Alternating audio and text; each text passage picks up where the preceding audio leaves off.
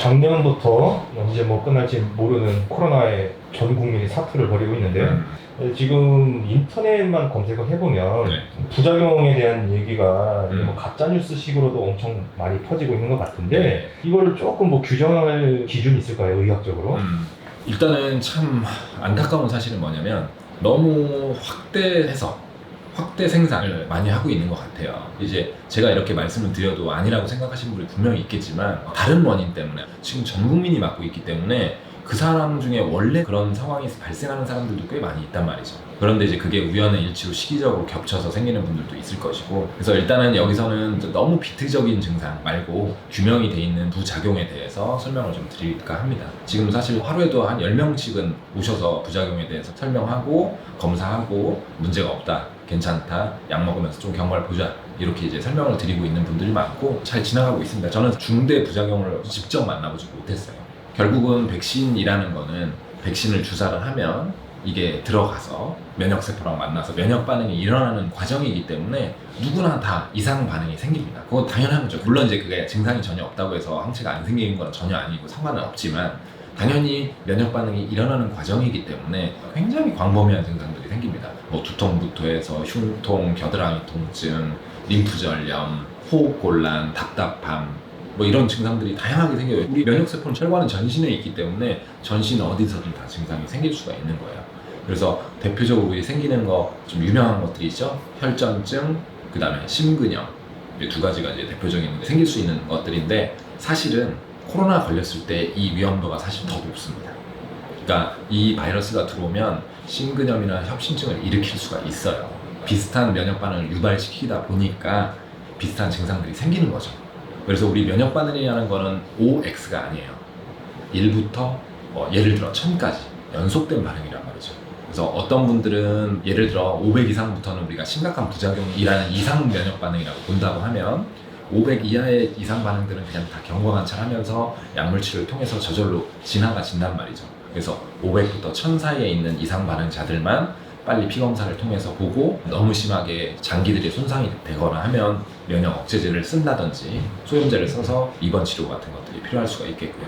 그래서 우리가 이제 중대하게 착각하지 않아야 될 부분은 뭐냐면 이 백신이 더 나쁘냐, 이 바이러스가 더 나쁘냐를 생각을 해봤을 때 결국은 들어가서 똑같은 면역 반응을 일으키는 거라서 비슷한 류의 증상이 생기지만 당연히 바이러스가 실제 감염됐을 때 부작용이 더 많이 생기는 거예요.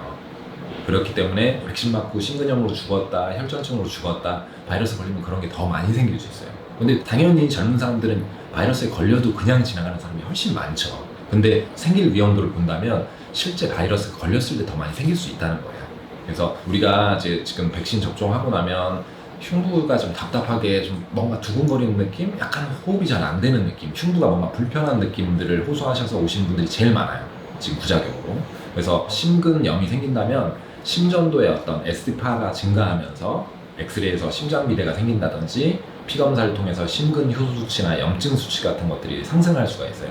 그래서 병원에 오시면 그런 것들을 확인해 본다면 현재 내가 정말로 500 이상 이런 이상 면역 반응인지 아니면 정상 범주 내에 생긴 건지를 확인해 볼 수가 있는 거예요. 심근 효소 수치가 정상이고 심전도가 문제가 없고 염증 수치가 다 정상이라고 하면 특별한 조치가 필요 없고 저절로 지나가지는 면역 반응이기 때문에 당장 어떤 조치가 필요하지 않습니다. 그래서 너무 불안해하지 마시고 조금 의미 있게 좀 심하다거나 하면 피검사랑 심전도를 검사를 적극적으로 하셔서 내가 지금 상태가 문제가 없는지 확인하시고 문제 없으면 안심하실 수 있는 거예요.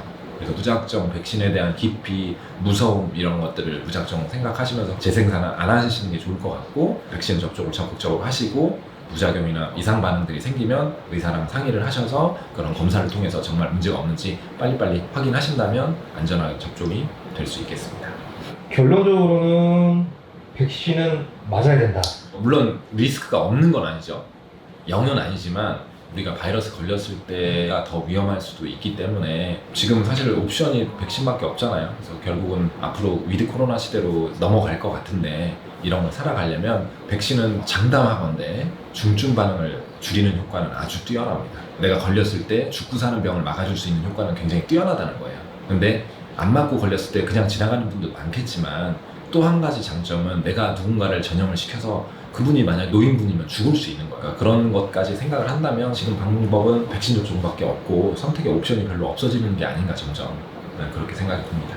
그래서 하나 궁금한 게 보통 저희 같은 일반인들은 이제 백신 접종을 하고 고열이 난다거나 되게 뭐 좀 이런 부작용이 겁나잖아요. 그렇죠. 그럼 바로 이제 응급실이라든가 큰 병원을 본능적으로 먼저 찾게 될 것 같은데 네. 일반 동네 내과 병원에도 충분히 진료가 처방이 가능하지 않나요? 그렇죠. 1차 의원들이 하는 역할이 그런 거잖아요. 그래서 아까 말씀드렸다시피 이거 검사 진단이 별게 없어요. D다이머라는 혈전 수치를 확인하는 거 이거 똑같이 대학병원도 하는 거고 1차 의원도 똑같이 하는 거예요. 그래서 피검사를 뽑아서 심근 효소 수치를 확인하고요. D다이머라는 혈전 수치를 확인하고 이 특징이 희한해요. 원래 혈소판이 증가하면 혈전증이 생기는데 혈소판이 감소하는 혈전증이 생기기 때문에 혈소판 수치를 확인하면 되고요.